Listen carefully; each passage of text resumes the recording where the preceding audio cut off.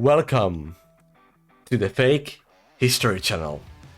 I am LigmaJ69 and I am here to teach you about fake history. Today, we are looking at the rise and fall of Wackenthorn, the greatest forgotten kingdom in human history. So, what is Wackenthorn? Let's do an overview. So, the Kingdom of Wackenthorn was an independent kingdom within northern England in the early 1950s. It had a population of 300 people or so, and the kingdom was founded in 1950 as some poor people in London decided that they wanted their own kingdom for poor people in the north. Again, for some reason, I don't know why, but that's what happened. The kingdom fell in 1951 when an unknown nobleman made the region unlivable through extreme pollution from his shoelace factories. In its short lifespan, the Kingdom of Wackenthorn became known for its signature dish, Glimmerplop pudding. We'll get to what that is later. And on the right you can see an image of where the kingdom is actually located, so that was where it was once located. Now let's look first at the rise of Wackenthorn. So first of all, the Kingdom of Wackenthorn was founded by a British shoemaker named David Smith. You can see a picture here on the right of what he looks like. This is an actual photograph, this is an accurate photo. In 1945, Smith was sick of his life in London as a poor person, and decided to create something better for himself and those in his situation.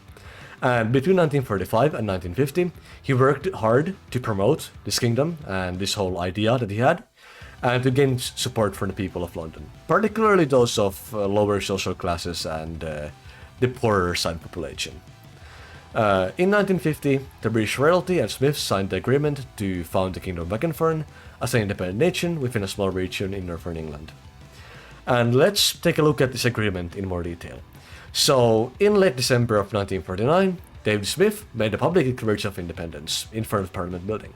So he basically went to the front of the Parliament building and he presented his independence declaration. He went there and he claimed to the public that, hey, the Kingdom of Wackenthorn is now independent and it's now a thing. And in early January of 1950, the royalty of England agreed to Wackenthorn's independence. And on the 30th of February 1950 again, the Wackenthorn Independence Agreement was signed between the royalty and David Smith. And there have been records of this agreement that have been found, and as such we actually know what it includes. So the Independence Agreement stated that Wackenthorn would be given its specific land and complete independence from the United Kingdom and England. However, the kingdom would receive no economic, social or any other kind of support from UK or England, so no other support, just independence and that's it. Now let's look at the people of Wackenthorn who were inhabiting this place. Well, it consisted primarily of poor people from London, and due to its lack of social and economic infrastructure, people of higher social status, and also just other regions in the UK generally, didn't really see any appeal in this new kingdom. It was not really appealing in any kind of way. There's nothing good about it. And many former citizens of this area that now belong to Wackenthorn actually just move away from it instead of joining a new kingdom.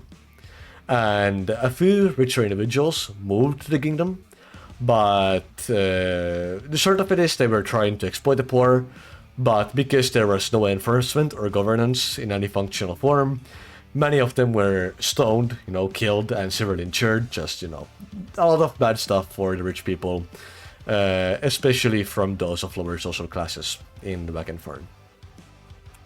And let's move on to some more positive things. Actually, before we go, on the right you can see a picture of population. So this is an accurate depiction of what people look like.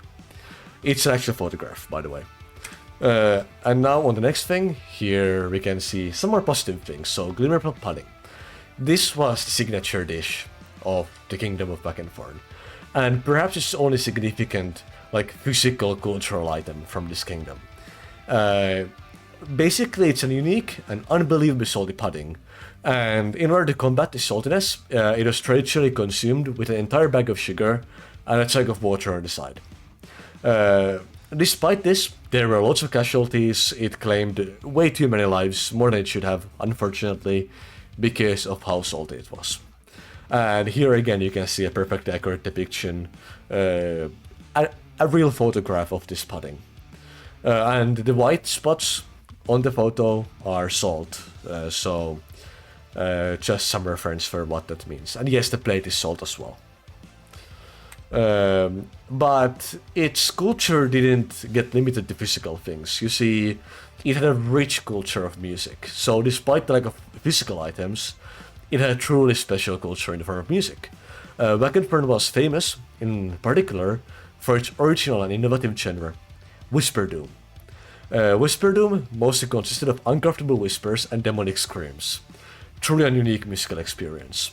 Down here on the bottom you can see an image of this. So up here you can see one of our characters, one of our singers, singing with a demonic scream as is one part of the music, and simultaneously we can see the other band member, the other singer, doing sexy in a quiet whisper. So this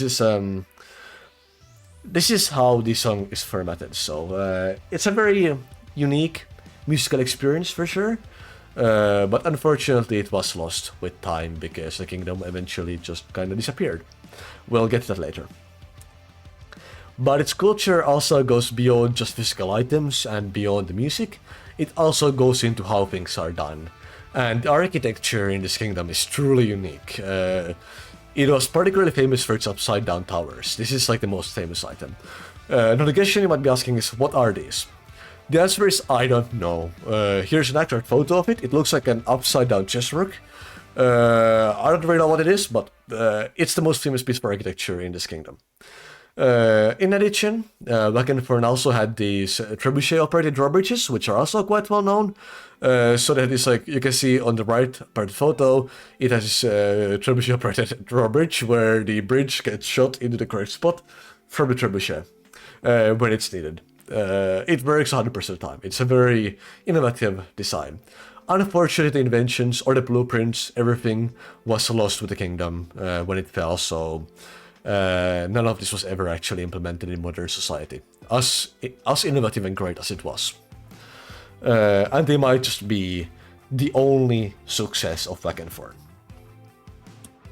But despite the great architectural feats of Wackenthorn, there were lots of governmental issues underneath.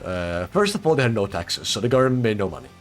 There's no way to fund any social infrastructure, just like things couldn't run. There was no tax, there was no income for the government. There were also no laws, because the government had no budget to enforce anything, so no laws were present. And there's no parliament, because there's no money to like hire a parliament. There's no money to pay parliament with. Also, David Smith, the sole ruler of this kingdom, is a shoemaker with no education, so he had no clue what he was doing. And in addition, people just want to live lives, and the infrastructure was really not there. So I don't know, people just like weren't really happy with the place, I guess. Let's move on. Let's move back. Industry. So, despite the dislike for richer people, there is a report. Reportedly, one unidentified noble was permitted to live and run business in the kingdom of Wackenthorn. The reasons are currently unknown. We have no definite proof. This noble created a shoelace factory in Wackenthorn. And since there were no governmental regulations, the factory used slave labor and intentionally created the highest amount of pollution as possible at the time. On the right, top right, you can see how the factory looked like. It is speculated that this factory was allowed in the kingdom due to David Smith's background as shoemaker. So it is thought and speculated that perhaps David Smith thought that the shoelaces are an appealing thing that they should have in their kingdom as an industry.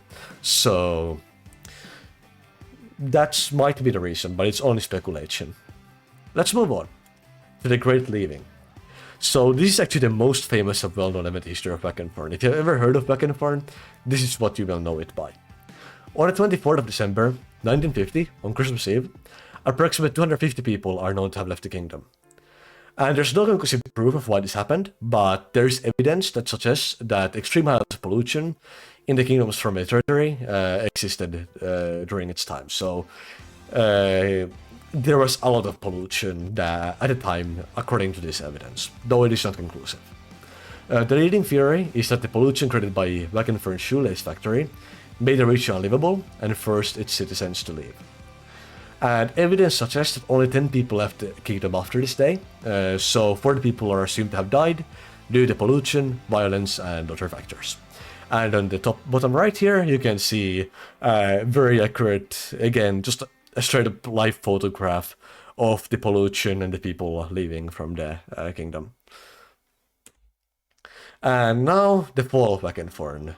As the kingdom soon left, so did its existence. It could not sustain itself with no people. And the kingdom was officially claimed back by England on the 14th of January in 1951, when the Wackenthorn dissolvement agreement was signed by Smith and the English royalty. So David Smith agreed to sign this agreement on this day because his kingdom no longer had any people. It was only 10 people, and they all left. So it was only him. So he just agreed to dissolve the kingdom and, you know, put up with it and acknowledge as a failure. And here at the bottom, you can again see a photograph of the kingdom being burnt down by the pollution. And lastly, let's take a look at our references. This is a very scientific piece of writing, and I want to give credit where it is due. Our first reference is Bumblefuss Reginald in the Royal Wackenthorn Chronicles, A Tale of Crooks and Quills. Now, this is a comprehensive history, a very detailed history of the Kingdom of Wackenthorn, and it showed eccentric tales of its rulers and their peculiar habits, including King Chester the Jolly, which never existed, and his infamous pie throwing contests.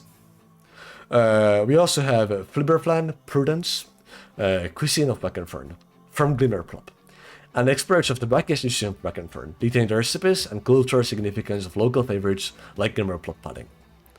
In addition, we have Wigglebottom Algernon, Architectural Oddities of Wackenthorn, Castles, Cows, and Catapults. As this is a study of unique and whimsical architecture of Wackenthorn, so this is what taught us about the upside-down towers and trebuchet-operated drawbridges.